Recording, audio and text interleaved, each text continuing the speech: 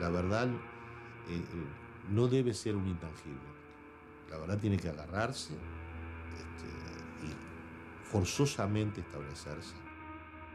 Todo lo que nosotros pensamos que era verdad, un día cambia y podemos encontrar cosas que cambian la historia.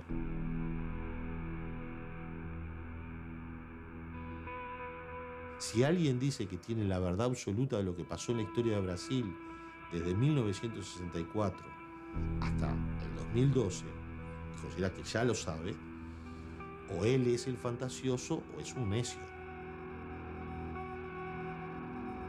La historia hay que recuperarla, no está recuperada. Al contrario, está oculta. Los silencios son parte del ocultamiento de la verdad. ¿Por qué? Atenção. O senhor presidente da República deixou a sede do governo. Assim sendo, declaro vaga a presidência da República. O senhor Juscelino Kubitschek presta o juramento de manter, defender e cumprir a Constituição da República. Em seguida, assina o termo de posse. Também o senhor João Goulart compromete-se a exercer o cargo de vice-presidente com dedicação e lealdade, cumprir as leis do Brasil e tudo fazer pelas suas instituições e pelo seu progresso. Um tempo em que tudo estava por se fazer o hábito contínuo, a fome e o pão. Eu acho que a grande característica do Brasil de antes do golpe de 1964 foi a descoberta. O Brasil até então não tinha se descoberto. O Brasil não existia para si próprio.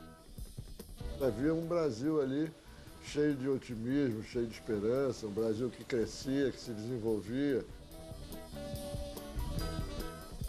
O Brasil crescia violentamente, crescia 11% ao ano. Quer dizer, é uma taxa de crescimento que nunca foi atingida até hoje. Uma época maravilhosa de se viver. Copa do Mundo, Bossa Nova, tudo isso tinha um clima muito bonito. Cada passo passado, uma outra memória. Nos últimos anos anteriores a 64, que coincidiu com o governo João Goulart, o Brasil foi assim uma espécie de tsunami do descobrimento de si mesmo. Nas artes, nas letras, no cinema, na ciência e tecnologia. Esse era o Brasil daquela época. Para onde você olhar, estava acontecendo alguma coisa que nos faria nos orgulhar do país onde a gente nasceu. Sempre nos disseram que o Brasil era o país do futuro. E a sensação que se tinha de que o futuro estava chegando. E que esta coisa que parecia sempre muito distante, agora já se vislumbrava. Este país vai deslanchar, este país vai ser aquilo que já as gerações anteriores nos contaram em prosa e verso. Agora vai. Houve um tempo em que tudo estava por se fazer. Atenção. O senhor presidente da República deixou a sede do governo. Sob a nossa responsabilidade, a população do Brasil, o povo, a ordem. Assim sendo, declaro vaga a presidência da República. E aí veio o golpe. E o golpe nos surpreende. Parece mentira, mas nos surpreende. Porque nós imaginávamos que era mais um dos tantos golpes da América Latina. São estas quarteladas que episodicamente aconteciam e que, passado algum tempo, tudo isso seria recuperado. Retomaríamos a democracia, porque nós não imaginávamos que nós estávamos inaugurando, não só no Brasil, mas para a região toda, uma nova época. A doutrina da segurança nacional. Nós devemos amar a Deus e, se não amarmos a Deus, devemos temer a Deus. De modo que aqueles que não amam a revolução ou a situação que foi imposta, pelo menos devem temê-la. O baque de 1964, num país que tinha usado as liberdades para se conhecer a si mesmo em todos os ramos de atividade, o baque, o tapa, a bofetada foi tão extensa que nós ficamos quase silenciosos durante muitos anos. Porto Alegre, João Goulart fugiu para o Uruguai, seguido de Leonel Brizola e outros elementos do governo deposto. As lembranças do Brasil são esporádicas, assim, mas esse dia, por exemplo, a rotina mudou naquele momento. Vimos malas prontas, a mãe correndo, um avião esperando, mas é um dia que a gente relembra como um dia fora do dia a dia de uma família que estava no Brasil e foi arrancada do seu meio, dos seus amigos e principalmente do seu país. Mas pior do que as coisas materiais são as coisas que esse país sofreu durante os anos da ditadura. O que nós não podemos perder sem dúvida alguma agora, o conhecimento daquilo que existiu. Tanto é que quando derrubam Jango pelo Acordo de Pequim. Na tarde de 13 de agosto, chega a Pequim João Goulart, vice-presidente da República dos Estados Unidos do Brasil. Quando, em 61, há a renúncia de Jânio Quadros, ele estava na China, sim. Quanta sabedoria. 61, João Goulart estava na China tratando de negócios.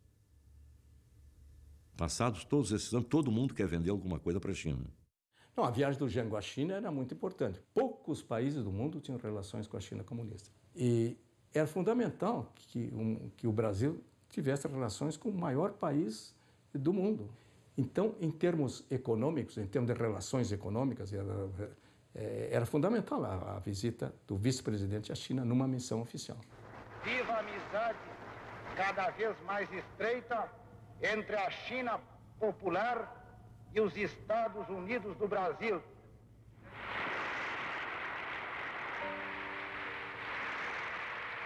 Viva a amizade dos povos asiáticos, africanos e latino-americanos.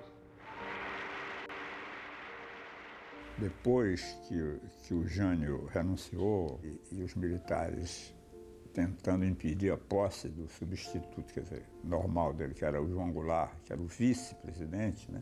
E o Jânio já fez de propósito, ele já renunciou, certo de que os militares não deixariam o João Goulart assumir.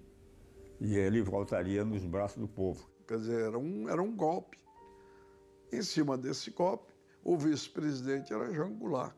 Né? Com a renúncia do presidente, tinha que assumir o vice. E o vice estava na China. Isso foi interpretado como ele sendo um comunista.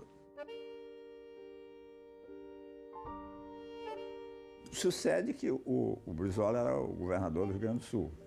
Aí o Brizola, imediatamente, se juntou com o comandante do 4º Exército, cuja sede era no Rio Grande do Sul, e ameaçou se sublevar, dizer que não aceitava a posição dos militares impedindo a posse do João Goulart.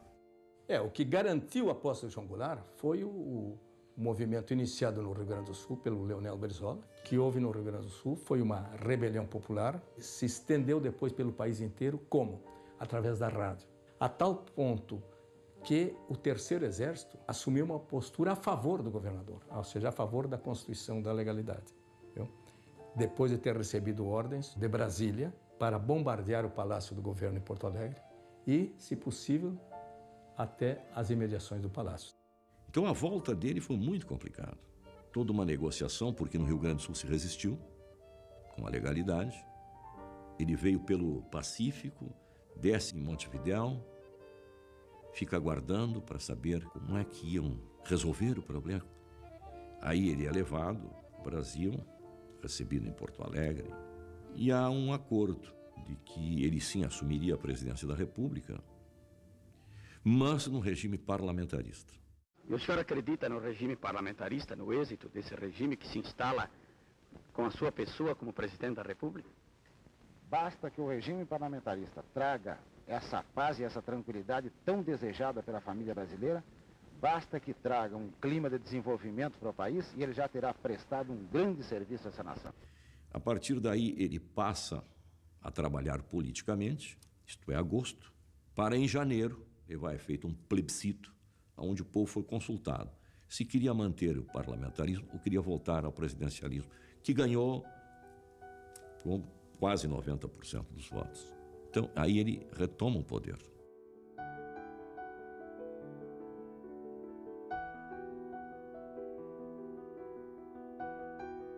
Veja, ele foi capaz de fazer uma engenharia política e, sem violência, reconquistar aquele poder que lhe havia sido tirado.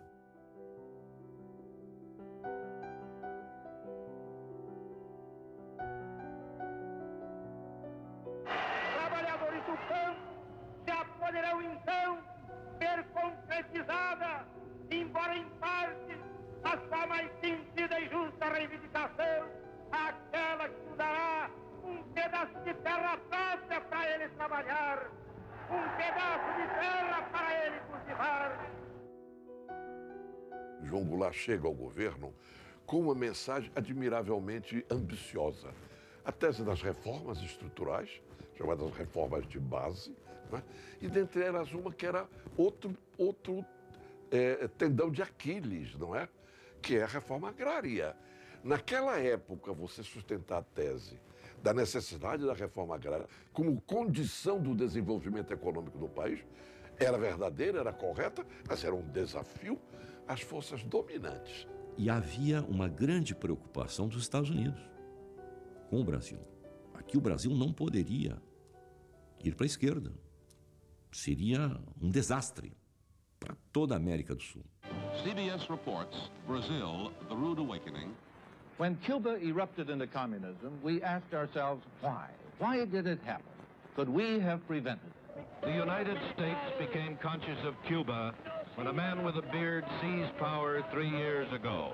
We became conscious of Brazil when a man with a mustache quit power 2 months ago. Cuba is gone. As Brazil goes, so goes South America. It is time for foresight, because Brazil is growling and rumbling with potential explosion. A questão de João Goulart comunista, isso é um dos absurdos, não é? Era um grande proprietário de terras. Agora, dizer que ele tinha assim, um pensamento preocupado com o social, sim, mas eu nem diria socialista, quanto mais comunista. Um homem preocupado com o social, de desenvolver o Brasil, de fazer a reforma agrária, sim, mas fazer a reforma agrária capitalista, dando a cada novo proprietário um título de propriedade. Isto é o contra qualquer conceito comunista. Foi um governo muito contraditório, mas que manteve uma política externa independente, e isso é que levou o João Goulart a ser deposto. Porque os Estados Unidos não permitiam, naquele momento, nenhuma política externa que não fosse dirigida a partir de Washington. Jangon rétablit les relations diplomatiques avec l'Union soviétique, défend les droits révolutionnaires de Cuba et combat dans l'organisation des États américains les forces favorables à une intervention militaire dans les pays voisins. Kennedy exige que Jangon indemnise les entreprises nationalisées, qu'il rompe le commerce avec les pays socialistes et qu'il annule le veto mis sur les activités des entreprises américaines exportatrices de minerais. Tem a história que o Robert Kennedy veio como emissário do John Kennedy dizer para o Jango que ele tinha que mudar a política e deu uma lista lá dos ministros que ele tinha que tirar, e ele disse que não ia tirar nenhum daqueles ministros. Ele foi para o confronto com o Império.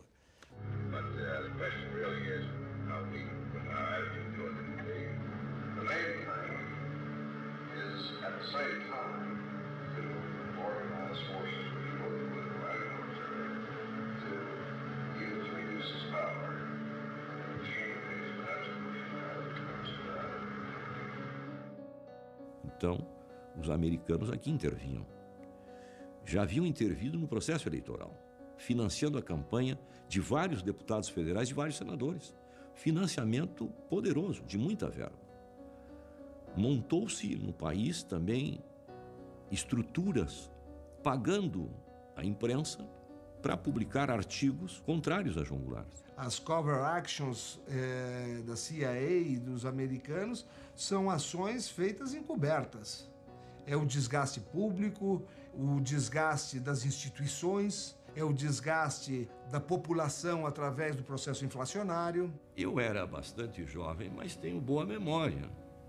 Eu lembro do padre Peyton, que veio ao Brasil para salvar cristãos do comunismo em praças públicas. Então veja, até a igreja manipulada em função de um golpe.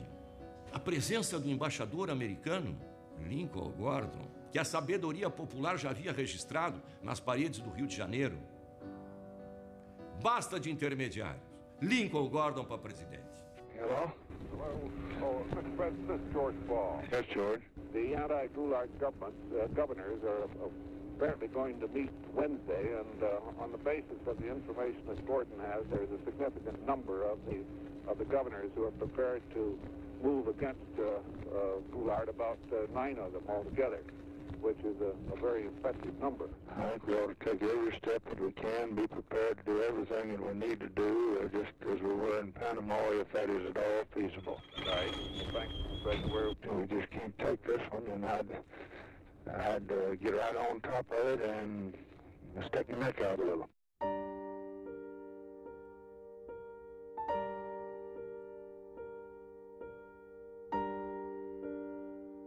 E o presidente João Goulart me disse a mim, da conversa à vida com o Santiago Dantas, em que o Santiago diz, olha, na realidade eu quero informar o senhor de que a esquadra americana já saiu dos Estados Unidos, já está na direção da América do Sul. Só que o general Mourão Filho, de alguma forma, ficou sabendo que havia um golpe em marcha e antecipou. E sai com a sua tropa de Minas Gerais. E ele sai de Minas, antecipa e causa uma grande confusão. Então isso nos levou a um beco sem saída. Não havia alternativa. Nós tínhamos um projeto inovador, não tínhamos como levá-lo a cabo. Havia uma expectativa de que por trás do Jango estava o Brizola imaginando um golpe. Veio o golpe.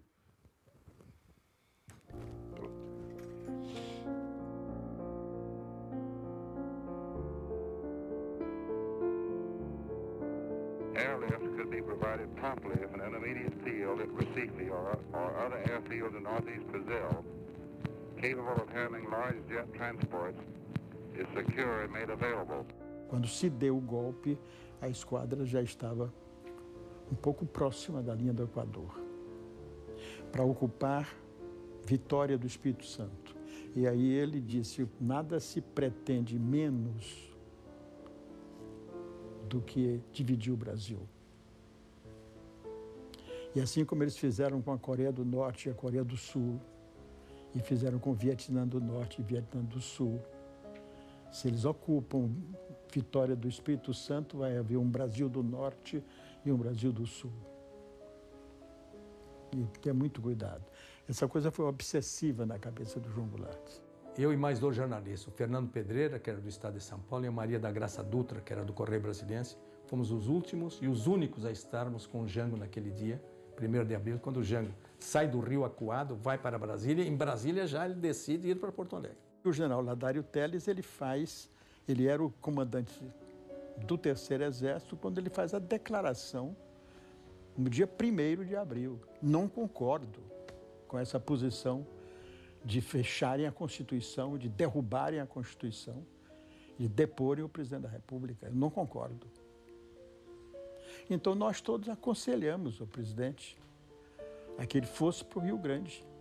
Quando chega em Porto Alegre, já o Mazili tinha sido empossado na presidência da República. Que o Congresso também dá o golpe. O Congresso é que dá o golpe. O Congresso é que formaliza o golpe. Os militares dão o golpe e o Congresso formaliza o golpe. Empossando o Mazili, que não podia. Mas não podia ser empossado porque o presidente da República estava com o governo em Porto Alegre. Mas com a conivência do presidente do Congresso, Áureo de Moura Andrade. Abandonou o governo. Esta cefalia configura a necessidade do Congresso Nacional como poder civil. Nós estávamos assim acordados ainda, quando ouvimos por volta assim de 5 horas da manhã, jornais de rádio entrando de improviso e dizendo o presidente dos Estados Unidos acaba de reconhecer a legitimidade do governo, do novo governo do Brasil. 3 horas depois. O general Ladário chegou um momento que disse ao presidente: olha, presidente, eu tenho condições de resistir, mas haverá um banho de sangue nesse país. E o presidente disse ao general que se a permanência dele no governo seria um banho de sangue entre os irmãos brasileiros, que ele preferia ir embora. Quando o golpe foi dado contra Jango, o Ibope tinha levantamentos que davam a Jango 78% ou 80% de intenção de voto. E Jango, quando cai, não cai por ser um governo fraco. Senão não o teriam derrubado. Faltavam poucos meses para as eleições. Jango cai exatamente por propor as reformas de base que fariam desse país, sem dúvida alguma, uma potência mundial naquele momento.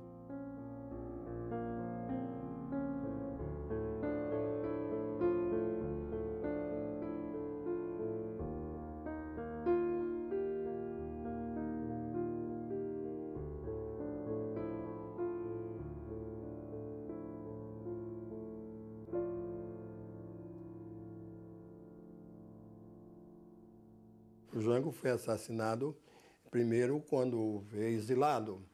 E o exilado é um morto vivo, que sente, que é jogado na beira da estrada, que lhe negam qualquer direito ou acesso a qualquer coisa, mas que ele sente, ele respira, é um morto que respira. E nesse respirar do Jango, uma das grandes angústias dele era o total de respeito daqueles que foram liderados seus, que procuraram se acomodar ou pelo menos não se comprometer na convivência política com ele, salvo aqueles que exilados estavam. Mas os que aqui ficaram se afastaram muito. Isso maltratava muito o Dr. João Goulart.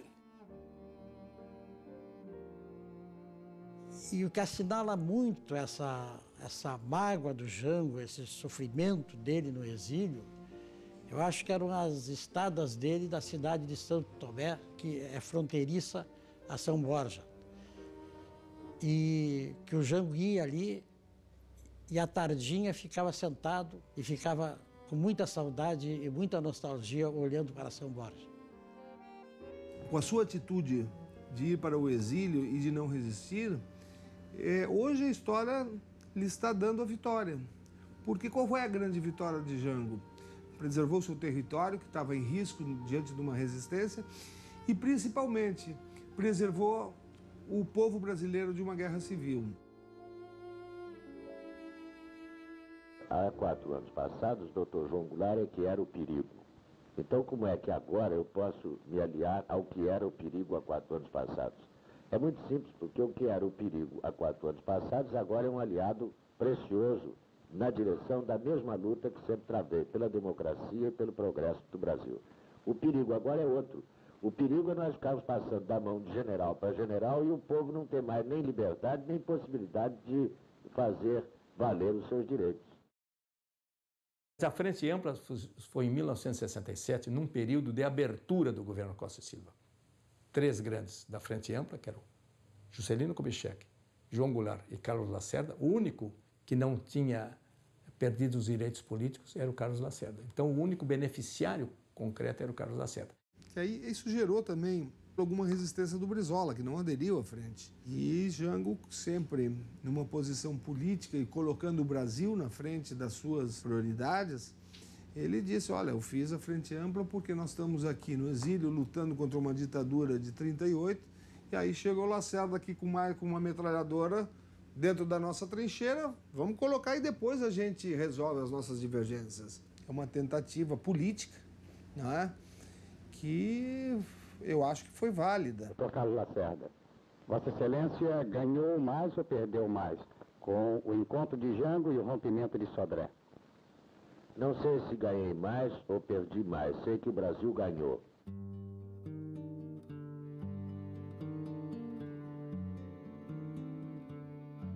A Frente Ampla fortaleceu a ditadura. O 68, o ato número 5, é um filho espúrio da Frente Ampla. É lógico que eles ficaram com medo, e uma união de todas essas forças. O Carlos Lacerda, eu dizia muito para ele, que olha, Carlos, você vai enfrentar grandes problemas, grande oposição do seu grupo mesmo.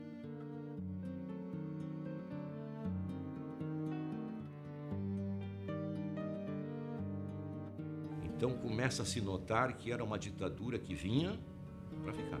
E a 68, ato institucional número 5, com toda a gravidade e com esta repercussão tremenda de um aparelho repressivo que cai sobre os brasileiros com força total, que o Brasil tratou de transmitir para os países da região, minando as democracias do Uruguai, do Chile, mantendo a do Paraguai, influenciando gravemente na Bolívia.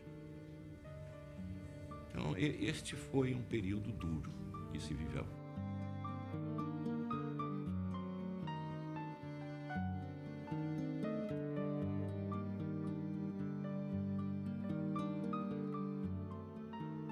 Quando nós chegamos em 64, existia uma democracia, mas quando cai o regime uruguaio, quem suporta toda a ditadura uruguaia é o Exército Brasileiro, principalmente o Terceiro Exército. Então, é lógico que até aquele momento nós não sofremos, de parte do Uruguai, nenhuma pressão ou tentativa de... Mas após a queda da democracia no Uruguai, sem dúvida alguma, nós sofremos pressões. Eu fui preso, a mãe foi presa, o pai foi perseguido, o piloto do pai foi preso, a pressão era muito grande. Então, tinha que tomar outro caminho.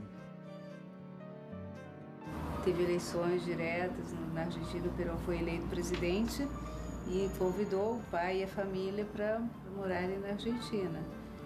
E a gente foi para Buenos Aires com ele. Logo depois veio o golpe na Argentina também.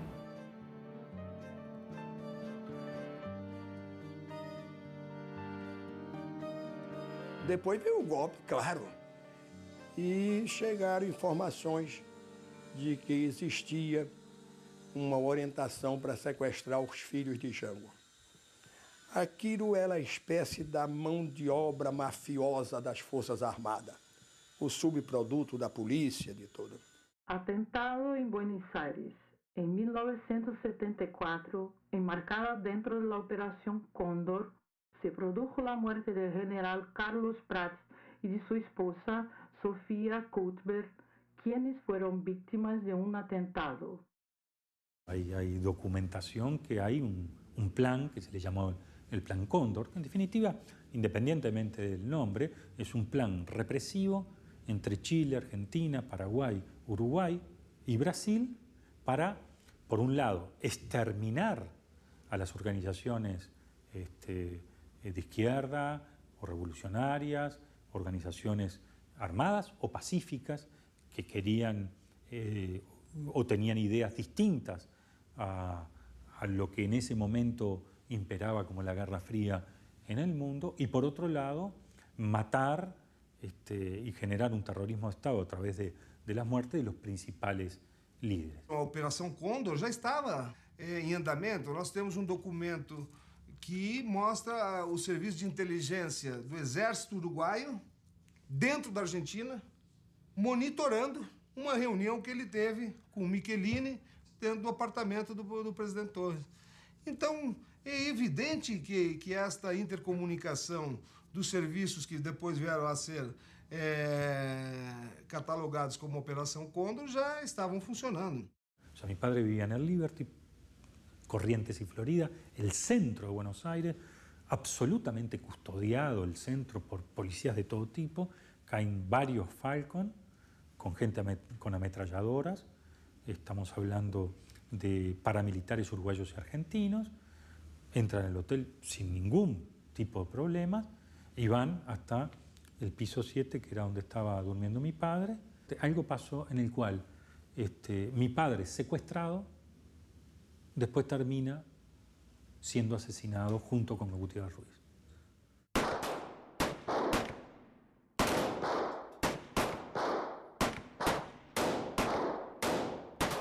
2 amigos do ex-presidente, 2 amigos uruguaios, 2 políticos uruguaios, foram assassinados na Argentina em maio de 76.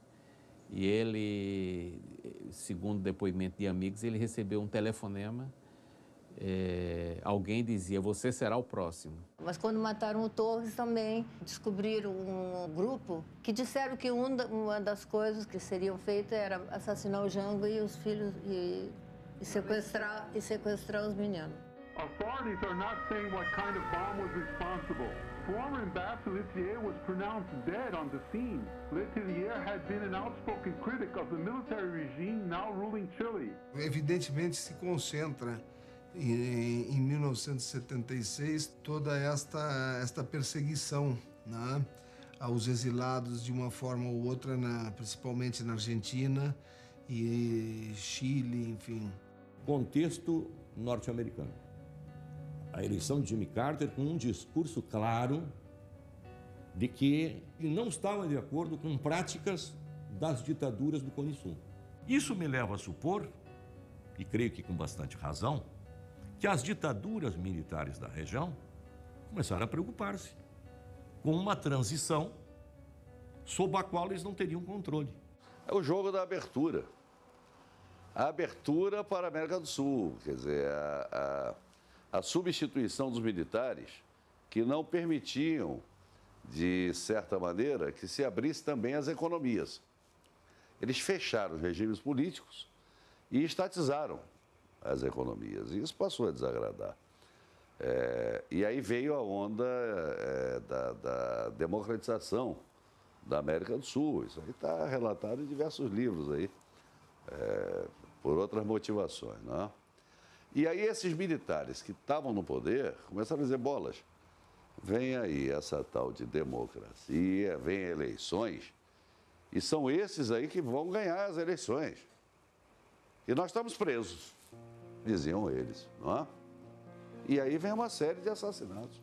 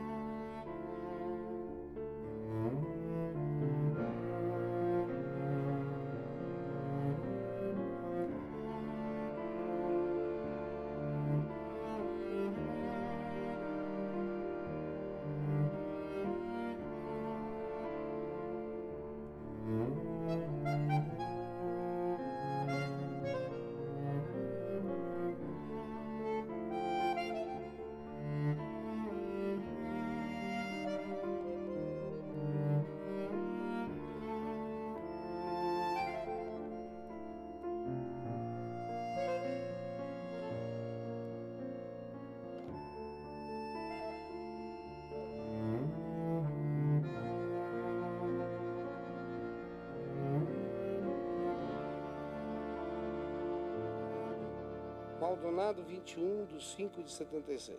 João Vicente, meu bom amigo, em Buenos Aires, um clima cada vez mais tenso. Há 2 dias, sequestraram do hotel e de sua residência os nossos amigos. Senador Michelini e deputado Gutierrez Ruiz. Uma monstruosidade que me leva a pensar no meu futuro na Argentina. Já me sinto velho e um pouco desanimado para novos empreendimentos. Isso talvez fique para vocês. João Goulart o mês de setembro, recebeu um aviso do chefe de polícia de Buenos Aires, dizendo: até aqui, doutor João Goulart, nós mantivemos a sua segurança. Daqui para frente, não posso mais lhe garantir nada. É aí que ele resolveu que ele queria sair também da Argentina, não queria mais ficar no Uruguai e na Argentina, ele queria ir para Paris e para Londres com os meninos. Foi para Londres, voltou para organizar os negócios todos para sair também, porque isso ele me disse: olha, nós vamos sair daqui, vamos sair em seguida. A principal obsessão de João Goulart nesse período não era ir para a Europa visitar os filhos, era voltar para o Brasil. E há um relatório secreto do SNI, essas histórias há muita fantasia a respeito, mas eu acho que há indícios claríssimos assim, de que ele realmente planejava voltar ao Brasil. Ele não ia esperar que um dia a anistia viesse. E há um relatório do SNI, produzido em agosto de 76, um relatório confidencial, que diz o seguinte: em Paris, pela obsessão da volta e das perspectivas que eles estão criando no Rio Grande do Sul, João Goulart mostrou-se inclinado a regressar ao Brasil. Ao lhe ser ponderado que conviria, antes de adotar tal decisão, o reexame da questão, respondeu que seu propósito de retorno está admitido, em princípio, sem haver uma resolução definitiva. Ou seja, havia a intenção de João Goulart clara de voltar. Isso foi registrado em relatórios secretos do Serviço Nacional de Informações, o famoso SNI. O Brasil o tinha caçado por 10 anos. Ou seja, ele era livre para voltar para o seu país. E quando ele se preparava para voltar, existe uma circulação interna do Silvio Frota dizendo: se o ex-presidente chegar oriundo de qualquer parte, em qualquer ponto do território nacional, será preso imediatamente, levado a uma unidade militar e incomunicado de quem quer que seja. Então é evidente que existia uma perseguição brutal em cima dele. E um lance pouco conhecido dessa saga foi vivida pelo piloto e amigo pessoal de João Goulart, chamado Manuel Leães. Ele participou dessas gestões para uma possível volta de João Goulart. Ele recebeu a visita de um agente do SNI em Porto Alegre, em casa, que seria o emissário de militares. Ele interpretou, o Manuel Leães, essa visita como uma sondagem sobre a eventual disposição de João Goulart de voltar ao Brasil. Obviamente, o Manuel Leães comunicou essa visita ao João Goulart. Os dois teriam um encontro para discutir pessoalmente esse assunto e, por uma dessas coincidências inexplicáveis, no dia em que haveria a tal reunião, ele recebeu a notícia de que João Goulart tinha tido um infarto e tinha morrido na Argentina, né?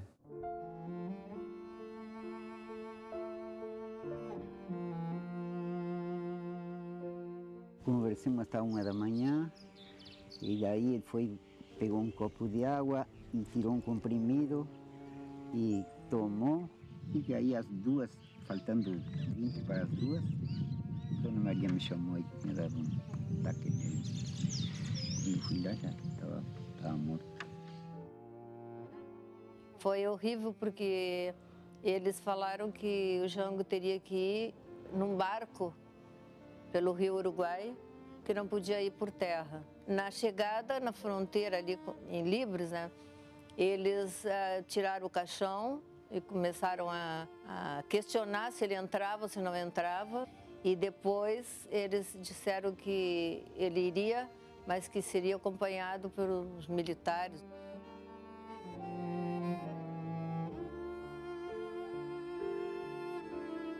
Entre Uruguaiana a São Borja, durante toda a estrada, havia pessoas acenando com o laço branco, reconhecendo que ali estava passando o corpo daquele que havia sido um presidente do Brasil e que o saudavam no seu regresso à pátria, morto.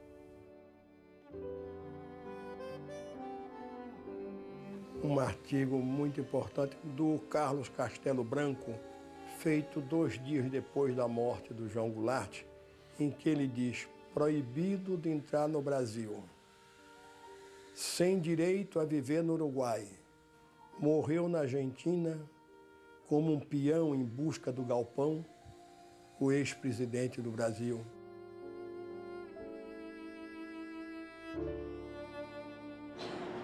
Ele morreu onde não queria morrer, no exílio. Se há um que não queria morrer no exílio, era João.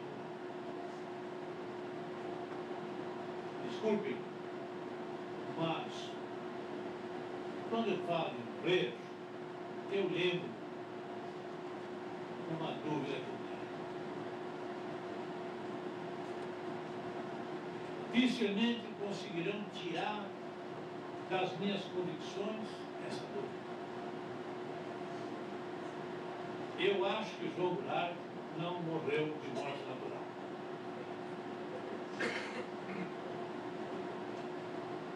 Como outros, naquela época, foram vítimas de um plano terrorista dos grandes poderes mundiais que visavam varrer com as lideranças autênticas na América Latina. Há coisas assim que chamam a atenção. É o contexto em que se dá a morte de Jango, figuras políticas de alto relevo, todas assassinadas, e o comportamento da ditadura militar brasileira para a permissão do ingresso dos restos mortais de João Goulart em território brasileiro. O delegado da Polícia Federal em Uruguaiana, que permitiu o ingresso do ataúde, o corpo de João Goulart, foi preso pelo Exército e levado preso para o quartel em Uruguaiana, por ter permitido o ingresso. O então superintendente da Polícia Federal no Rio Grande do Sul, o coronel Solon Rodrigues, foi chamado no gabinete do então comandante do Terceiro Exército, o general Bethlen, para explicar como havia sido permitido. E foi punido. Perdeu a superintendência. Veja que até morto João Goulart foi matéria de grande preocupação para a ditadura brasileira. E há, sobre a morte de João Goulart, dois fatos importantes. É o seguinte, né? É preciso ver que nessa época nós estávamos no auge da Guerra Fria. Então havia muita troca não só de informações, mas de suspeitas e de acusações. E um dos focos estava na Argélia, que era onde estava, por sinal, exilado o Miguel Arraes.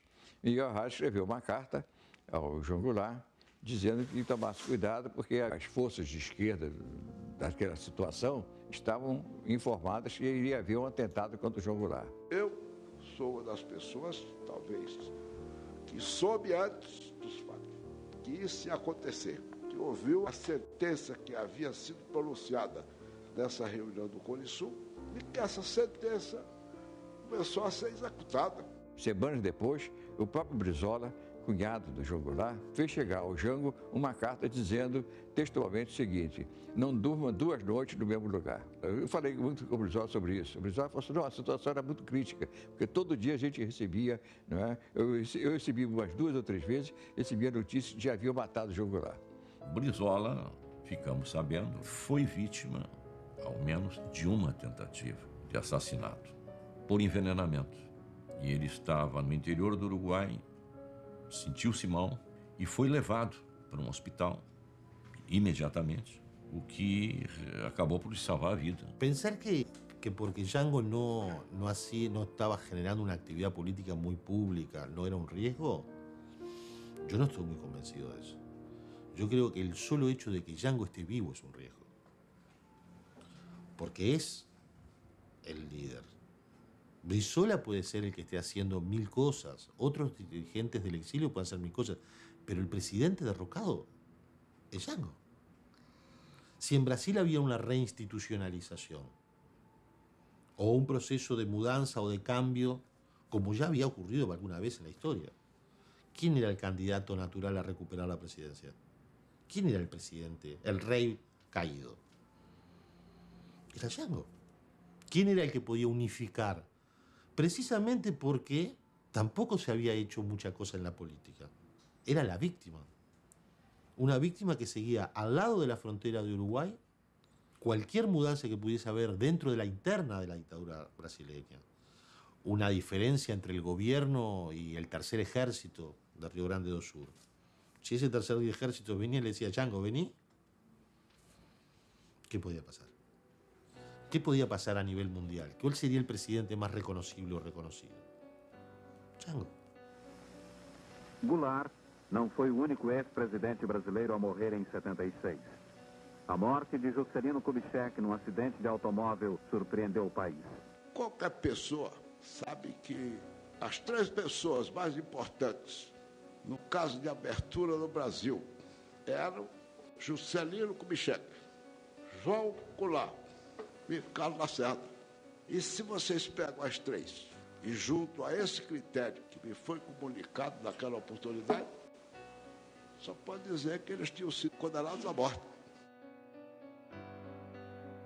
Morre o político, escritor e ex-governador do estado da Guanabara, Carlos Lacerda. Jango, dezembro de 76.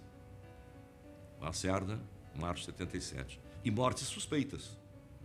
Lacerda estava gripado, foi numa clínica, tomou uma injeção para gripe e acabou morrendo. O acidente de Juscelino nunca foi bem explicado. E o caso de João Goulart nos remete à necessidade de investigar. Logo depois da morte do Lacerda, eu fui procurado por várias pessoas que acharam estranho a morte de 3 líderes da Frente Ampla. Juscelino, por exemplo, 10 dias antes da morte dele, correu o boato que ele tinha sido morto na mesma hora, 16 horas e 20 minutos. Correu a notícia, Juscelino morreu num acidente de estrada entre Lusiana e Brasília. Olha, Juscelino não foi, nesse dia Juscelino ia a Brasília, mas não foi, ficou na fazenda dele, em Lusiânia. Mas se tivesse ido, fatalmente teria morrido, em acidente de estrada. Agora, 10 dias depois, na Rio e São Paulo, morreu na estrada. 10 dias, na mesma hora, por sinal. A notícia correu na mesma hora. O Adolfo Bloch deu uma passagem de avião para o presidente Juscelino ir para o Rio de Janeiro. O presidente recebe um telefonema que ninguém sabe, nem o coronel Eliodoro sabe qual é esse telefonema, e chama o Geraldo e vai de carro para o Rio de Janeiro. O Geraldo Ribeiro e o presidente, inadvertidamente, abasteceram o carro no posto do brigadeiro criador do Serviço de Informação da Aeronáutica. E logo depois acontece o acidente. Juscelino Kubitschek, um acidente pouco explicado. Algumas figuras que imediatamente apareceram no local do acidente. Alguém que ficou com o diário de Juscelino. Uma figura ligadíssima ao general Golbery do Couto Silva. O acidente, a gente vai ver as fotos, um carro atropelado por uma jamanta viraria uma bucha de 1,5 m, 2 m. Ele explode igual uma flor. A tinta que estava no carro de Juscelino era uma tinta preta. O carro que bateu e desequilibrou o carro de Juscelino teria sido um carro preto, que a tinta estava lá. Que esse carro preto tinha sido visto por testemunhas. Também não tinham trazido à tona a exumação do motorista. O motorista, quando exumaram a última vez, tinha uma perfuração no crânio.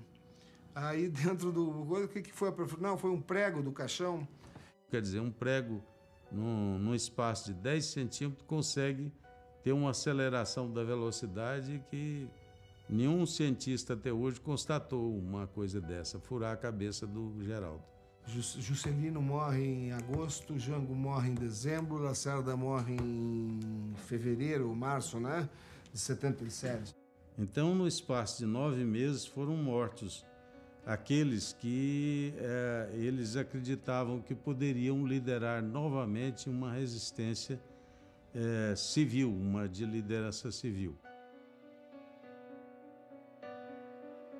A mecânica da morte é meio complicada.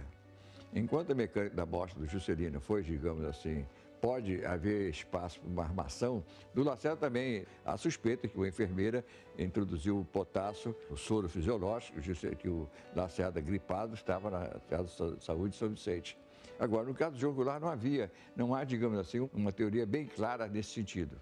Mas há uma história que é o envenenamento, troca de medicamentos. Na Operação Andréia, surge em Santiago de Chile antes da derrubada do presidente Allende. O Projeto Andréa são 10 venenos para aniquilar os inimigos que eles estavam montando aonde quer que eles estivessem. Esse laboratório é conduzido por um grande químico chamado Eugenio Berríos, e que morreu depois, foi assassinado em Montevidéu. Lá eles desenvolvem no Projeto Andréa 10 venenos sob a responsabilidade do químico Eugenio Berríos e o Michael Townley, que é um agente recrutado pela CIA, hoje vive sob proteção do governo americano. E é ele, Michael Townley, que na cara dos americanos executa o Letelier lá em Washington. Eles fazem um atentado contra o vice-presidente do Chile em Roma, terminam matando na França. Ou seja, não só se bastava exterminar os seus adversários dentro dos seus territórios, como aonde eles estivessem. No caso do João Goulart, ele morre na fazenda, né, em Mercedes. Os remédios que ele tomava, ele era cardiopata. Os remédios que ele tomava desapareceram, pura e simplesmente, da cabeceira. Entrou lá uma pessoa e entrou perguntando pelos remédios e recolheu os remédios. O corpo do João Goulart foi colocado de pijama dentro do caixão. Foi proibido abrir o caixão e todo esse deslocamento do corpo do João Goulart até o túmulo é acompanhado pelos serviços de informações brasileiros. Hoje, ontem, qualquer pessoa que morre em território estrangeiro é feita uma autópsia. E a surpresa grande foi que não foi permitida fazer autópsia nem na Argentina, não foi feito nem no Brasil. E depois, detidamente, a gente foi vendo a certidão de óbito dele. Consta morte por enfermidade, que é morte por doença, é uma coisa muito vaga, não é uma coisa que possa constar numa certidão de óbito. Essa coisa estranha, que lá morreu e não fizeram um exame para definir a causa-morte, autópsia, que se faz em qualquer pessoa, por mais desvalida, por mais abandonada que esteja. Um ex-presidente, o regime argentino, que era militar, ditatorial, ele tinha a obrigação de fazer até em defesa própria. Há 24 anos morria na Argentina o ex-presidente João Goulart, uma morte até hoje mal esclarecida e que está sendo investigada por deputados numa comissão externa. O Brizola que afirmava que o Jango tinha sido morto. Isso foi bem antes de 2000. Tanto é que o Brizola lutou e tal. O Miro era líder do PDT na época e o Brizola insistiu para ele abrir uma comissão de inquérito. O nome do ex-presidente João Goulart constava de uma lista de líderes políticos que deveriam ser eliminados pela Operação Condor, coordenada por militares dos países do Cone Sul. A afirmação é do deputado Neiva Moreira em depoimento à comissão externa da Câmara que investiga a morte do ex-presidente. O deputado Neiva Moreira foi contemporâneo de João Goulart e era exilado político na Argentina pouco antes da morte do ex-presidente. O deputado afirmou que viu a lista com o nome de João Goulart durante uma invasão de militares argentinos em sua residência. Essas afirmações reforçam as dúvidas de membros da comissão sobre a verdadeira causa da morte de João Goulart. Eu não acredito que o presidente João Goulart tenha sido assassinado. Isso é fantasia. Produziu um infarto às 2h40 da manhã, sendo que as evidências são no sentido do infarto. Por que eu vou começar a fazer locubração porque fulano morreu, Cicrano, Lacerda, tudo isso é teoria, porque não há... O que há de evidente era que ele era um cardíaco e teve um infarto devido a essas condições. Muniz Bandeira critica como una versión fantasiosa todo esto porque él ha escrito una versión oficial sobre la vida de Goulart. Y Muniz Bandeira tiene mucha importancia y conocimiento en Itamaraty. Es más, investigadores de Itamaraty, algunos documentos solo los abren después que los vio Muniz Bandeira. Muniz Bandeira tiene un poder muy grande en Itamaraty. Lo que a mí me llama la atención es que Muniz Bandeira considere que todo sea una gran mentira o una gran fantasía cuando hay efectivamente elementos que por lo menos generan sospecha. Eu parto como politólogo, como historiador, eu não posso partir de suposições. Ou apoiar minhas suposições, ou aceitar essas suposições sem provas. Quando se faz um projeto de pesquisa, a gente formula hipóteses, mas desde que possa ter a viabilidade de provar. Nós não queremos ser donos da verdade, como alguns historiadores querem. Não é? Mas são historiadores que também se posicionam a não revisar a lei da anistia. Quem conheceu o presidente João Goulart sabe que ele não era disciplinado. Churrasco à noite. Sabe o que é que os médicos dizem para mim? Não comer nada pesado à noite. Comer à noite, fazer um churrasco de ovelha, já imagina, um monte de gordura. É uma coisa terrível, né? Estava numa situação muito boa, um humor muito grande, fazendo regime, tinha deixado de beber, deixado de comer, comia muita carne, né? Estava realmente em franca recuperação. E não faz sentido a morte dele natural, não faz sentido. A sua suposição de que Jango foi assassinado começou logo após o seu enterro em 1976. Juan Carlos Minteg voltou do enterro e disse ao Carlos Olavo da Cunha Pereira, ex-deputado federal que estava lá exilado, que a morte de Jango resultara de um assassinato por troca de medicamentos. Que essa troca foi feita porque o médico na França, em Lyon, deu a ele 2 medicamentos, um de vasoconstritor e outro de vasodilatador. E houve uma troca. E aí ele teve um infarto. Que isso foi uma obra da CIA com os serviços. Essa foi a versão. Eu achava muito estranho isso. Mas essa desconfiança da morte do Jango, houve uma pessoa que logo que o Jango faleceu, acho que um ano depois, essa pessoa me procurou. Eu morava em Porto Alegre, no Hotel Plaza São Rafael, e ele me procurou e me disse que queria conversar comigo porque ele tinha certeza que o Jango tinha sido assassinado. Essa pessoa chamava-se Henrique Fox Dias.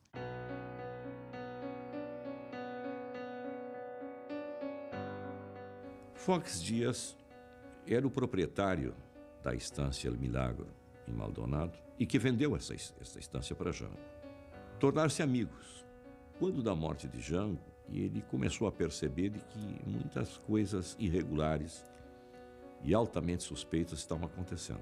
Inclusive que João Goulart estava sendo roubado e que a morte de Goulart era muito suspeita.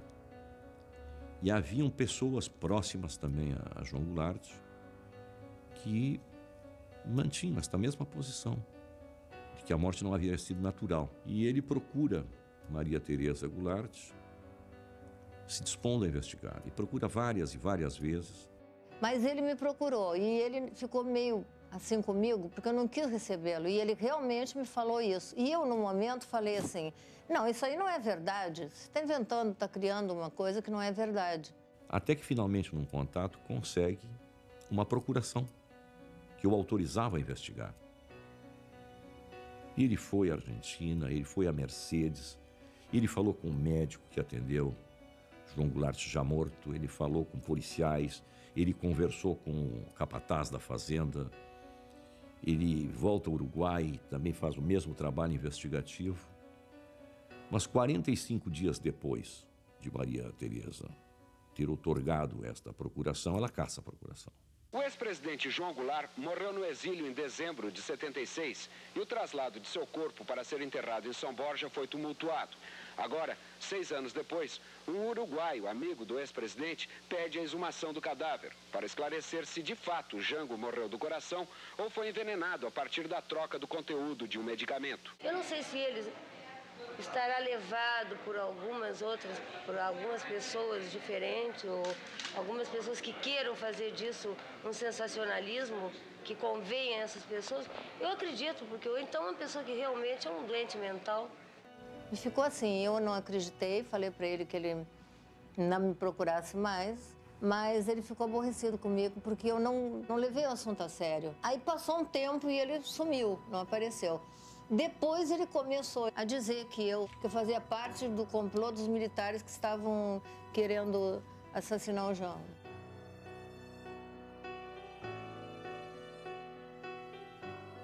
Ao que parece, ele ficou muito aborrecido com esse gesto E aí escreve o seu livro famoso, El Crimen Perfecto, onde afirma que João Goulart foi assassinado e elenca uma série de situações que, de certa forma, remeteriam a se acreditar que sim, que foi um assassinato. Que más que un libro, es un informe. El libro que yo escribí sobre el doctor Goulart es simplemente un informe donde se explican todos los pasos que sucedieron, que concurrieron a la muerte de él, es decir, todos los hechos esos que van realizando y quiénes fueron los que de alguna forma tuvieron una relación directa com a morte dele, assim. O senhor acredita, então, que ele possa mesmo ter sido assassinado? Sim, eu estou seguro que foi assassinado, sim. Foch Díaz establece que comenzaron en el año 82 a investigar, lograron conversar con una pila de testigos, gente vinculada al entorno de Goulart, y en muchos de los casos, una vez que terminaban de hablar con esos testigos, precisamente esos testigos les pasaban cosas, ¿no? Es como si se estuviese jugando a una suerte de maldición de un faraón, ¿no? O sea, alguien con quien iban a hablar moría. Cuando iban a hablar con otro, moría. Lo curioso es que precisamente ese libro es denunciado por Claudio Braga, una de las personas que él inculpaba como por haber robado algo de los bienes de Goulart, le inició un juicio por difamación e injurias que Foch Díaz pierde, y por eso ese libro no es un libro autorizado en Uruguay, es un libro que está juzgado en contra. O próprio médico argentino que atendeu o presidente disse que achava que uma autópsia deveria ser feita, uma vez que era pode dizer depois, mas daí na hora não se pediu. A opinião qualquer um pode dar. Eu posso dar, a autópsia devia ser feita, eu posso dizer isso hoje. Claro. Isso não tem dúvida. Ninguém é contra a autópsia. Eu digo, a autópsia poderia ser feita, sim. Mas acontece que ninguém pediu porque não havia razão na hora. É que ele também não deve ter sabido que depois que nós pedimos essa investigação pública, o médico foi atropelado e morto, né? Se você olhar, todo mundo que estava perto desse episódio morreu de causas pouco naturais. Inclusive uma pessoa que ia depor lá na comissão. Maldonado, agosto del 2006. El vuelo más importante del Cóndor. Entre paréntesis, plan. B. A partir de la fecha de mi denuncia de muerte dudosa de Goulart, realizada en el juzgado de la ciudad con su cuartel en la provincia de Corrientes, República Argentina, en 1982, fallecen 15 personas ligadas estrechamente al caso. Con excepción de una de ellas, todas mueren del corazón. Henrique Foch Díaz fez um trabalho onde registra 18 mortes, sendo que 15 de ataque cardíaco, vinculadas de alguma maneira com o caso de João Goulart. Primero, Cayetano Fiordelmondo Goulart, Tito, brasilero, cocinero durante João Alonso Mintegui. Tercero, su señora esposa, Mintegui, brasilera, presidente. Cuarto, Jacques Bloch, Jaquito, brasilero, propietario de la revista Machete. Hugo Wilkie, Francisco Perocho, Pinocho, Percy Penalvo. Maneco Soler Gay, brasilero. Carlos de León. 13. Richard Rafael Ferrari, argentino, médico pediatra, residente en Mercedes, provincia de Corrientes. Buscado en su casa en la madrugada del 6 de diciembre de 1976, atiende al doctor Goulart, certifica su muerte. Concurre a la comisaría de Mercedes donde denuncia y pide la realización de una autopsia y que quede constancia en su pedido. No murió del corazón, su muerte ocurre a raíz de un extraño accidente automovilístico que solicito sea investigado. 18 mortes, sendo que uma delas do ex-piloto de Django, uruguaio, que veio de Buenos Aires, no barco que faz Buenos Aires Colônia, e no meio do caminho morreu. Ele vinha depor num processo. Morreu. De problemas cardíacos. Rubén Rivero, segundo piloto uruguayo, empleado por Goulart. Fue el primero que me habló de su certeza que el doctor fue asesinado y de la pasividad de sus dedos ante flagrantes delitos, robos y apropiaciones por gente del entorno de Django. E ele pegou o barco, o ferryboat, para depor no outro dia no juizado de Maldonado. E ele morre também em circunstâncias... morre dentro do barco. Nunca tinha tido problemas cardíacos, dizem que foi de infarto, e some a mala dele com todos os documentos que seriam apresentados em juízo no outro dia no departamento de Maldonado, no Uruguai. Quando o barco atracou no lado uruguaio, não quiseram e não permitiram que o corpo aqui ficasse. Fizeram com que voltasse para a Argentina. Também outro fato, assim, meio desconexo. Por que isto? E o que é mais interessante é que, mesmo depois de morto, episódios que estavam relacionados a João Goulart continuavam sendo registrados. E só se encerra quando da morte de Ribeiro, seu piloto. Veja que o serviço secreto uruguaio continuava preocupado com João Goulart. Então são 18 mortes e a 19ª que é o próprio Henrique Fox Dias. Fin del tercer grupo de testigos fallecidos, quien en este documento expresa en primera persona y lo suscribe Enrique Fox Díaz. A ver cómo salió.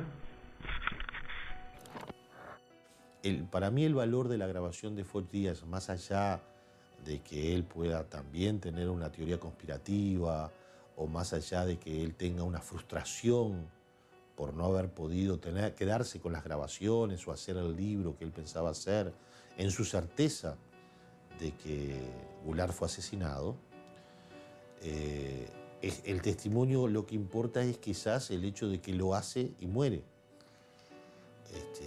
Fox Díaz hace esa grabación y en el 2007 también muere del corazón. Él es el 16º muerto del corazón en toda esta trama en la cual hay tanta gente vinculada a João Goulart que muere del corazón. A comissão externa da Câmara, que investigou as circunstâncias da morte do ex-presidente João Goulart, aprovou o relatório final do deputado Miro Teixeira. O relatório final não confirma a tese de assassinato, mas conclui que a morte de Jango aconteceu em plena atividade da Operação Condor.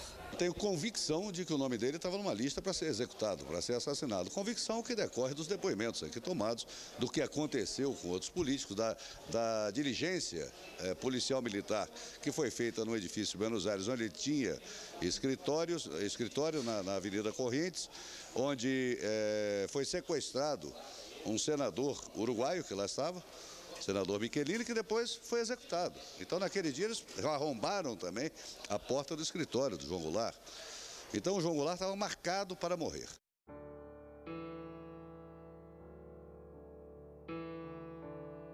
Meu nome é Mário Barreiro. No passado fui um agente do Serviço Secreto Uruguaio de um grupo denominado GAMA, Grupo de Ações Militares Antisubversivas, e me dediquei durante tempo integral à monitoração do ex-presidente João Goulart. En el año 2002, en noviembre, a mí me otorgaron un premio de derechos humanos en Porto Alegre. Cuando llegué a Porto Alegre me enteré que había un uruguayo en la cárcel que decía tener conocimiento de cosas de Uruguay, y fui a entrevistar a esa persona a la cárcel de Sochipa, que era Mario Ronald Barreiro Neira.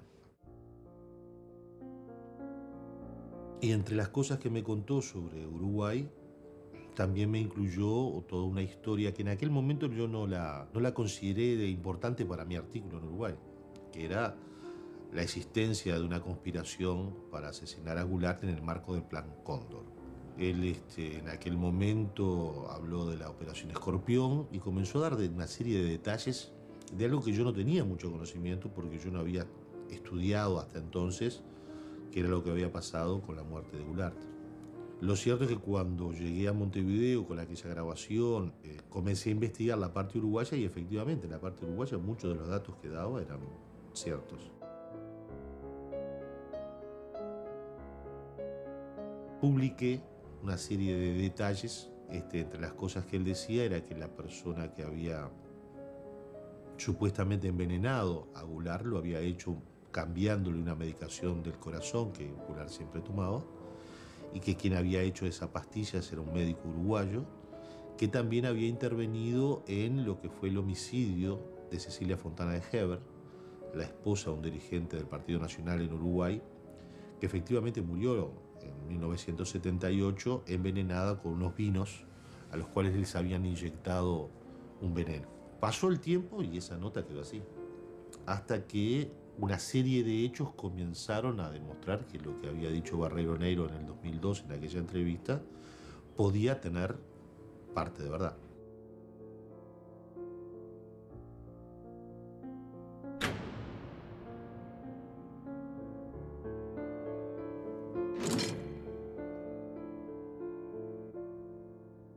No sé quiénes son ustedes, imagino que quieren saber alguna cosa con relación a morte do ex-presidente, me imagino que debe ser eso, porque outra razão para me visitar aqui, não acho. Eu sabia que ele tinha dado essa entrevista para o Roger, porque eu tinha essa entrevista há muito tempo guardada. A primeira vez que eu vi o Barreiro foi nessa entrevista que eu fui como jornalista lá da TV Senado. Entrei como jornalista, que ele até começa dizendo, não, o João Vicente não dá bola, acho que está no Maranhão. Mas não sei qual é o interesse de você. A única coisa que eu vejo que esse fato nunca foi tomado com a devida seriedade. Eles tomaram de modo leviano isso da morte regular, mas ninguém reclamou. O filho está se dedicando, sei lá, à ganaderia, à agricultura. Também não se interessou. Dona Maria Teresa. Doña María Teresa Déjame decirte una cosa, es una mujer boa, mas... Déjame decirte una cosa, yo soy Vicente Goulart. Varias personas han estado... ¿Vicente? Sí. Y yo hice cuestión de venir acá porque van a ser 30 años del fallecimiento de la muerte de mi padre. Y estuve acá contigo, Analí, con Connie. E eles me disseram que eu queria falar comigo. Foi difícil. Realmente é uma situação de encarar uma pessoa que está ali te dizendo que participou do extermínio do seu pai. Eu acho que você deve, eu imagino que o senhor deve ter raiva de mim, porque eu fiz parte de um conluio que terminou com a vida de seu pai.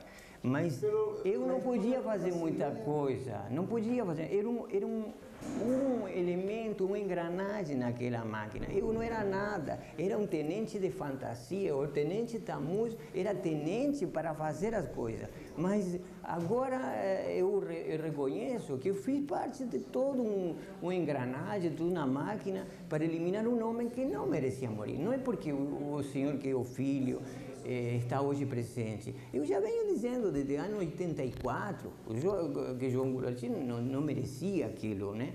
Ele foi perseguido, muita coisa da monitoração foi de grande peso para a condena dele. Ele foi condenado pelo que ele falava, não pelo que ele fazia, mas pelos amigos. Por exemplo, era amigo do Selmar Michelini, era amigo de Gutiérrez Ruiz, muito amigo, ajudou ele várias vezes, até financeiramente. Uma das coisas que me surpreendeu no relato dele foi realmente que ele tinha conhecimento de uma batida de um carro que eu bati em Montevidéu e nunca foi feito o boletim de ocorrência. Só o fato dele saber disso, que só eu sabia, o telefone da fazenda, por exemplo, eu nem me lembrava, ele deu de cor. Tudo o que ele falava era monitorado, o que falava no telefone 220-30, me lembro, aquele do Milagro, era o número do telefone era 220-30, me lembro até agora. Eu me tenho sentido meio envergonhado de estar falando com uma pessoa que, se você fosse um jornalista, eu me sentiria mais à vontade, né? Mas você, o filho, não reconhecia, né? Você está diferente. Puxa, eu já vi você várias vezes. Vi uma vez com a filha do odontólogo, com a Estela. Vi uma vez lá em Maldonado. Você tinha cabelo comprido. Mário Barreiro Neira foi um funcionário da polícia de Montevidéu. Um radiotécnico que fazia a manutenção dos equipamentos de rádios das viaturas e da central. E que circulava, assim, no meio policial. E que participava de uma organização de ultradireita chamada Juventud Uruguaya de Pie. Gente arregimentada, pela extrema-direita para ações de extrema violência. Sabia muita coisa, diz algumas coisas importantes, sim, que nos levam a investigar profundamente. Ele realmente conta que existiu, não é, uma operação que primeiro era de monitoramento e que depois, a pedido do governo brasileiro, tornou-se uma operação de extermínio. Conta com detalhes a reunião que o Fleury teria ido em Montevidéu, junto com o general Queirolo, junto com o Frederic Latras, que era o chefe da estação. Efectivamente había existido la presencia de Fleury, del DOPS brasileño, en conexión con Uruguay. También se descubrió que efectivamente Latras, un agente de la CIA, había estado operando en Uruguay como jefe de misión y era uno de los nombres que él manejaba. Los oficiales que él nombraba también eran ciertos. También se pudo investigar que era cierto que él había estado trabajando tanto en la policía como en prefectura, como en otro lado, con contratos de 1 año. Eso era cierto. Lo conocí en jefatura de policía. Creo que los años, no me acuerdo, pero creo que era acabándose la dictadura. ¿Cómo apareció ahí? No sé. El tipo fue fusilero naval, el FUSNA. Y el FUSNA, vos sabés que lo que es, cumplís órdenes nada más, así matar a tu madre. Siempre, siempre misterioso. Siempre andaba con un papelito, unos papelitos que entraban en la palma de la mano, pero también nunca escribía claro. Siempre escribía en código. Y apareció en otra posición, fíjate que siendo fusilero, siendo policía, termina siendo ladrón y reducidor, muy bien informado y trataba de informarse más. Ahora, es capaz de hacer, para mí, cualquier cosa. Eu vi muitas coisas. Eu vi muitas coisas. Escutei de interrogatórios, vi torturas, espanquei também. Vi muita coisa. E vi como se confeccionava aquele elemento, aquele produto composto químico, ao qual não era somente um ingrediente que possuía um elemento que aumentava o ritmo cardíaco, tinha outro que engrossava a densidade do sangue e tinha um terceiro que aumentava a pressão arterial. Veio um composto químico proporcionado por um agente da inteligência dos Estados Unidos. Depois disso, quem confeccionou foi o Dr. Carlos Miller Golugos. Lo que eu soube e pude perceber que o Dr. Carlos Miller Golugos, o capitão Adonis, como médico legista, ele foi o que ficou no comando. Nós sabíamos que tinha 30 comprimidos, né? E um seria o letal. Desse modo, eu me perguntei, por que um e não todos? É tão caro? Não é que seja caro. É que não pode ficar comprimidos, não poderia ficar um comprimido para uma perícia. Ele continuou a visitar o Hotel Liberty. O Hotel Liberty era o ponto de encontro dos exilados. Tinha acontecido a morte dos irmãos Michelini. Ele continuou a ir ao mesmo hotel e, como taciturno, assim, meio pensativo, ficava naquele lugar onde mesmo se sentava com o ex-amigo dele, há pouco tempo executado e morto. Então houve uma necessidade de colocar uma araponga, uma pessoa com conhecimento de espião, para o serviço secreto ter acesso a uma série de medicamentos que o ex-presidente tomava. A morte estava decidida. A morte do presidente estava decidida através de um método encobertado.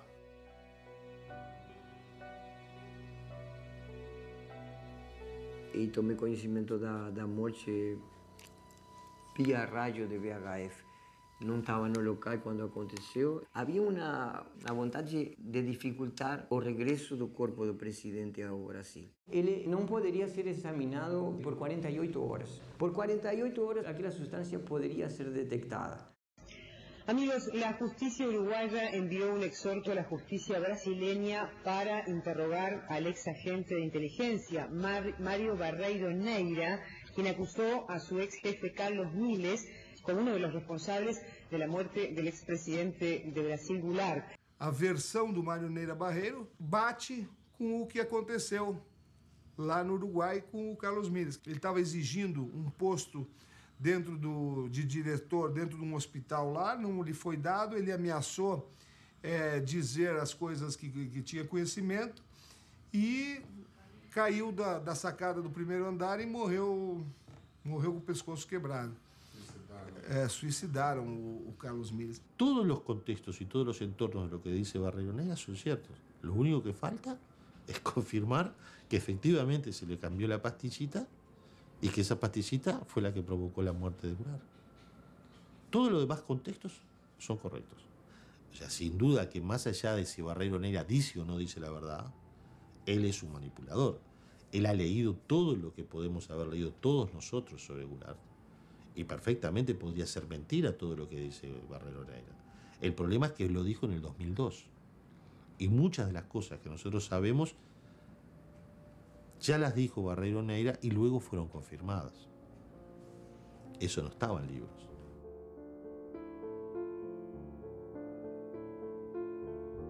Isso é fantasia. Ele fazer o veneno, botar, não sei o que, isso tudo é mal explicado. A troca de medicamento de vasodilatador por vasoconstritor, isso poderia ter acontecido. Mas quem trocou? Só podia ser gente da alta intimidade dele. Eu não acredito que isso tivesse ocorrido. Eu até falava com o Muniz Bandeira, que ele é meio descrente do Mário Neira e tal. E eu mandei para ele o documento do agente B. E diz claramente o seguinte: ontem, de forma clandestina, o agente B esteve na residência do ex-presidente Goulart e de lá subtraiu carta do Perón, subtraiu carta não sei o quê, subtraiu das gavetas, porque essas cartas estavam em gavetas. Agora eu pergunto, quem subtrai clandestinamente documentos de uma gaveta não pode ter trocado um remédio? Hay una cosa que parece muy clara, que lo que dice Foch no es ajeno a lo que dice Barreiro Neira y no es ajeno a lo que dicen documentos. La documentación que existe sobre las actividades de Goulart en el lado uruguayo hablan de un informante dentro de su circuito. Hay un informante dentro del círculo más cercano a Goulart. Essa foto é muito emblemática.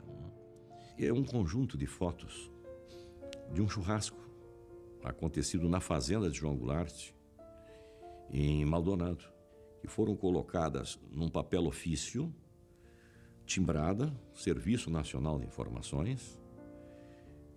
Cada pessoa que aparece na foto está numerada e abaixo se dá o nome. Isto é do serviço secreto. Quem sacou as fotos? Quem é que tirou as fotos? Imagina, naquela época, uma câmera fotográfica não era nada discreta. Então, como num local de um ex-presidente deposto, rodeado de pessoas que haviam sido caçadas, alguém levanta uma máquina fotográfica e começa a tirar fotos e ninguém reclama. É porque sim, esta pessoa seria próxima, muitíssimo próxima, e que estava a serviço. Nós temos continuado a luta pela elucidação. Nós tivemos idas e vindas dentro do processo. Inclusive, em certo momento, a própria investigação no Ministério Público do Rio Grande do Sul, um dos procuradores tentou arquivá-la. Quando eles queriam encerrar o caso e que nós defendemos diante da Procuradoria, a própria subprocuradora da República ressalta as obrigações que tem o Ministério Público diante do Brasil. Ouvir Frederic Latrache, ouvir Michael Townley. Por que outros países já ouviram esses personagens e o Brasil não consegue ouvi-los ou não tem vontade de ouvi-los? O Chile, recentemente, ouviu novamente o Frederic Latrache no caso recente da morte do seu ex-presidente, Eduardo Frei, que foi provado que foi morto com gás mostarda, diluído dentro do hospital. Agora, nós não podemos fazer isso? Este procedimento que a família, com toda a legitimidade, move pelo direito de saber como ele era vigiado e perseguido no exílio e que pode revelar as condições e a verdade sobre a sua morte também, essas informações elas poderão ser muito importantes até para a recuperação e apresentação histórica deste presidente, sobre o qual, durante tantos anos, nós soubemos tão pouco. E não perdermos de vista que ele foi um presidente cercado por todos os lados por forças repressivas e golpistas. Ele foi cercado pelo interesse internacional e é por isso que as circunstâncias da sua morte, assim como a morte de Juscelino, são um ponto de interrogação para o Brasil e que a nação brasileira tem o direito pleno de conhecer o que ocorreu com ele. Porque o que ocorreu com ele diz respeito ao que ocorreu conosco, como nação.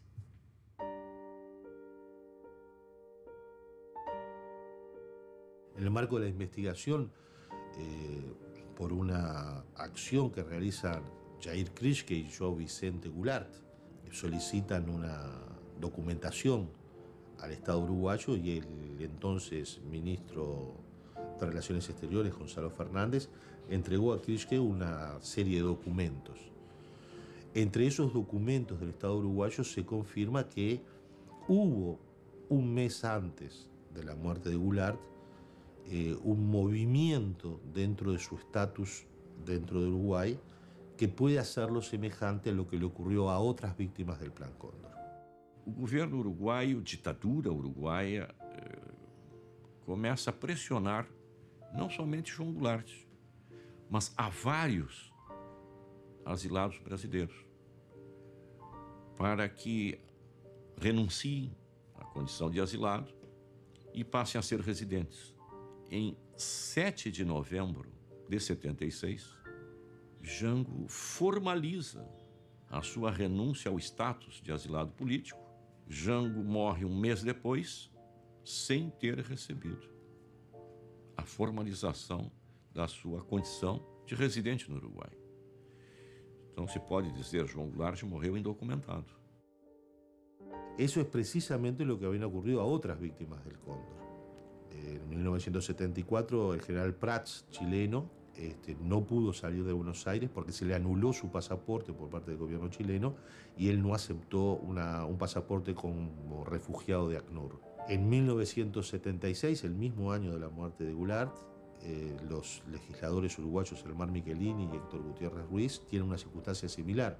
El gobierno uruguayo, por orden del canciller Juan Carlos Blanco, le anula sus pasaportes y Michelini, que pensaba viajar a Estados Unidos para hacer una denuncia ante el Congreso norteamericano sobre la situación de Uruguay, no puede viajar porque no tiene pasaporte. En el mismo 76 es que ocurre esto con Goulart. En noviembre pierde su condición de refugiado, de asilado, no le dan la condición de residente, viaja a Buenos Aires, va al Hotel Liberty, de ahí va a su estancia en las Mercedes, en Corrientes, y ahí fallece de un ataque al corazón. Hasta ahora lo que hemos podido investigar da para aumentar las sospechas de lo que Barreiro Neira dijo en 2002, pero no para confirmarlo. Uma pena que eles vayam a reconhecer que o Jango morreu quando todo mundo esteja morto, quando já não fica nenhum dos responsáveis.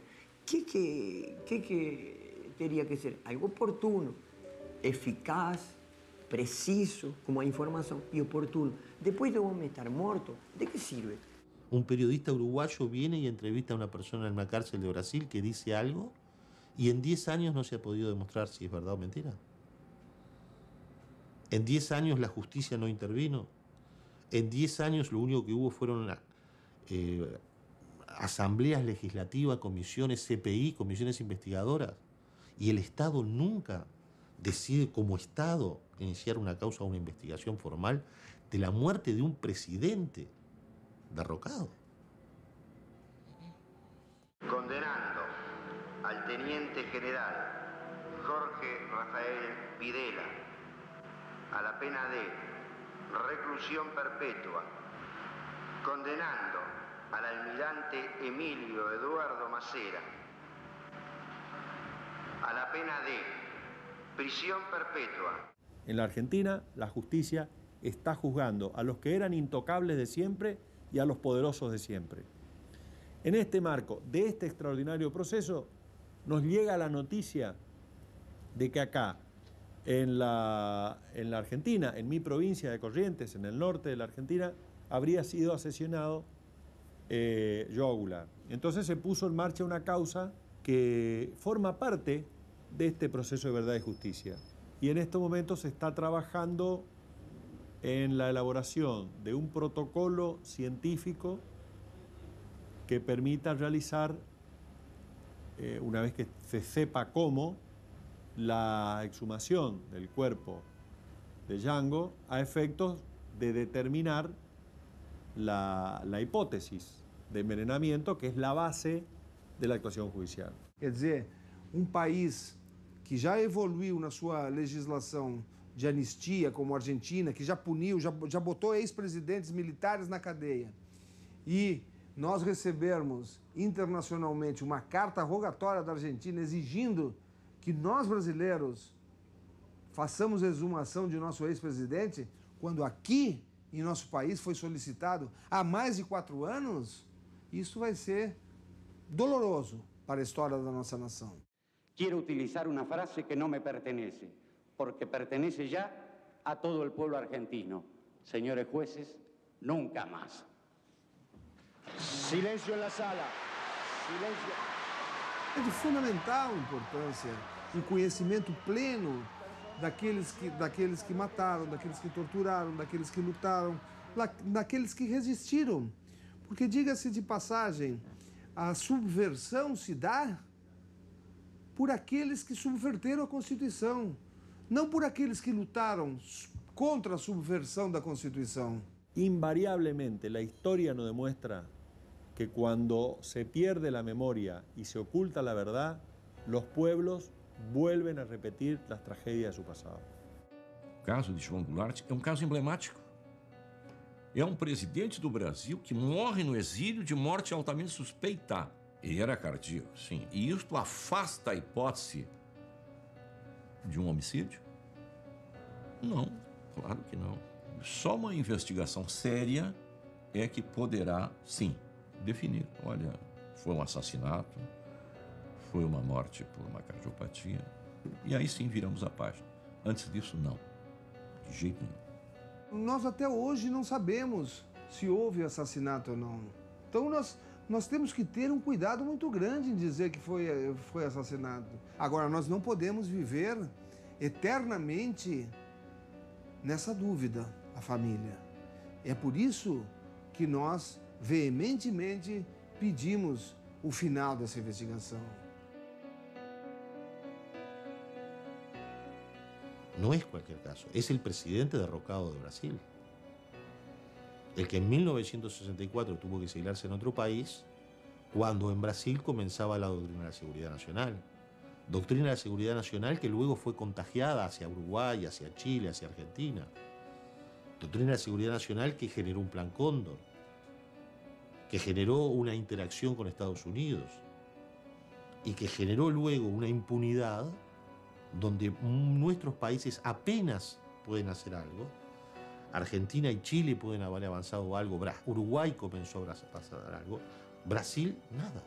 ¿Qué preso hay o qué juzgado hay ante tantos crímenes desde la Operación Bandeirante hasta la fecha en Brasil?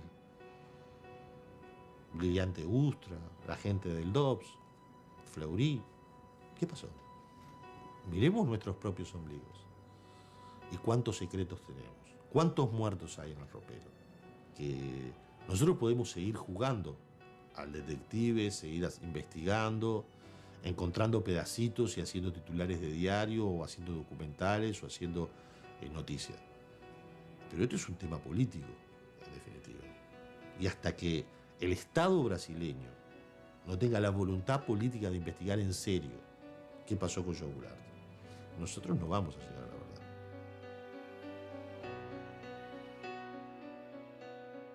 ¿Cuál es la razón del secreto? ¿Por qué hay secreto de Estado en documentos? ¿Quién es el que quiere el secreto? ¿Qué es lo que no se puede saber? El secreto de Estado lo que provoca es un estado del secreto. Y ese estado del secreto lo único que provoca es historias oficiales que nunca nadie puede desmentir. Yo como periodista lo que quiero es saber la historia y la verdad, y por lo tanto romper con los silencios. Los silencios son parte del ocultamiento de la verdad. Y el secreto de Estado es eso, un secreto. Evitar que se sepa la verdad. ¿Por qué?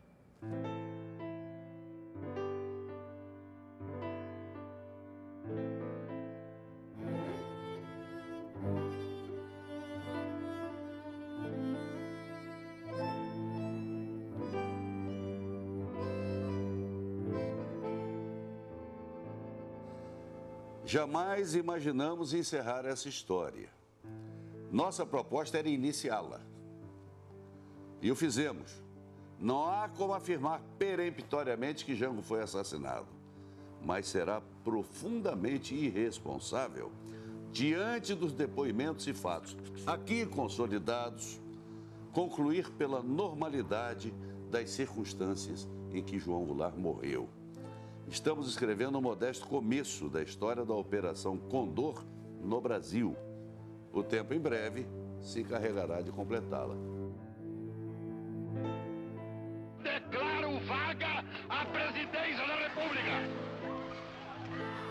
Ato público está proibido. Não admitimos passeata nem comida. Está todo mundo preso. O sea, todo lo que nosotros pensamos que era verdad, un día cambia. Y podemos encontrar cosas que cambian la historia. ¿Cuántas cosas hay de ciudadanos o documentos en Brasil o en Argentina sobre Uruguay o en Uruguay sobre Brasil? Si Brasil tuvo un golpe de Estado en el 64 y en el 2012 piensa abrir una comisión de la verdad por primera vez, tiene muchos años para investigar. O importante não é só Jango, o importante é que o Brasil dê conta dos seus desaparecidos, dos seus mortos, o que houve no Araguaia, o que houve com Rubens Paiva.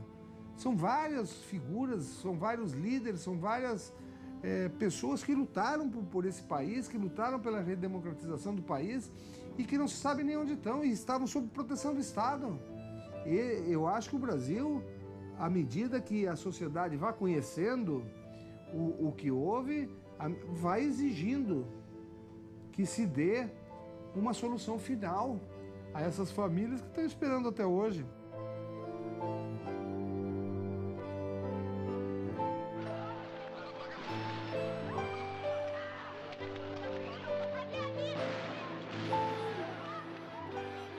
As famílias cumpriram um papel essencial de manter viva a memória, seguirem lutando por um direito que é delas, mas que diz respeito a todos os cidadãs brasileiras, que é a verdade sobre aquele período.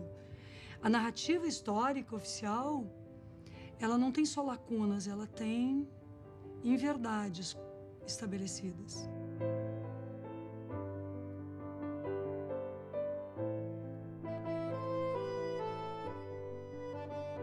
Declaro promulgada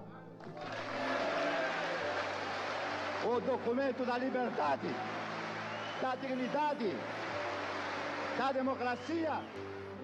Já estamos com mais de 25 anos, mais de um quarto de século de democracia, de governos democráticos no Brasil.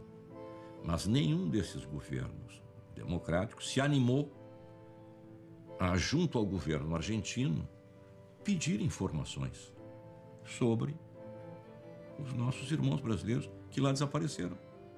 Isso é preciso ser feito, não só em relação a João Goulart, mas aos demais. Régua a dignidade, a conduta, a moralidade e principalmente a importância de saber que, como ele, morrer pela sua pátria não é pouca sorte para ninguém. Aqueles que pensam que derrotaram Jango, nós estamos debatendo Jango até hoje. E ainda temos muito a debater, muito a construir e muito a resgatar. Tenho orgulho de ser filho de Jango. Tenho orgulho de ser filho daquele homem que se tornou o único presidente a morrer no exílio. Sinceramente, não gostaria de ser filho de nenhum ditador que submeteu o povo brasileiro a 20 e tantos anos de escuridão e de sofrimento.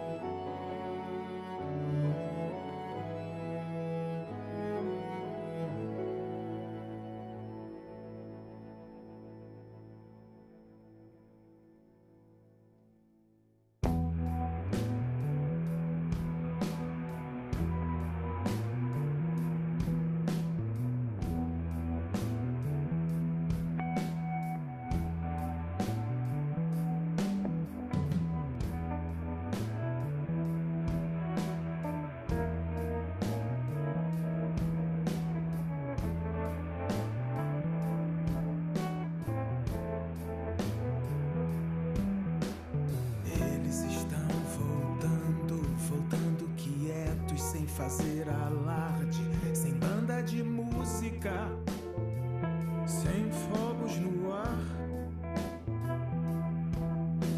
Chegam sofridos, trazendo suas mágoas guardadas no bolso, trazendo suas dores marcadas no rosto.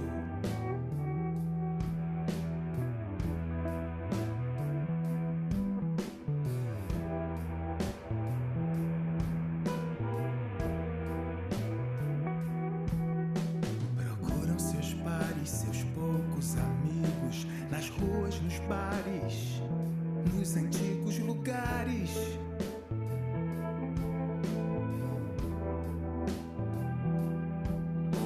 procuram seus mortos, suas velhas imagens, às vezes as vozes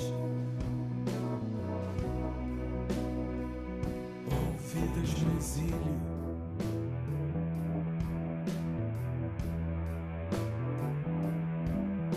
Procuram passar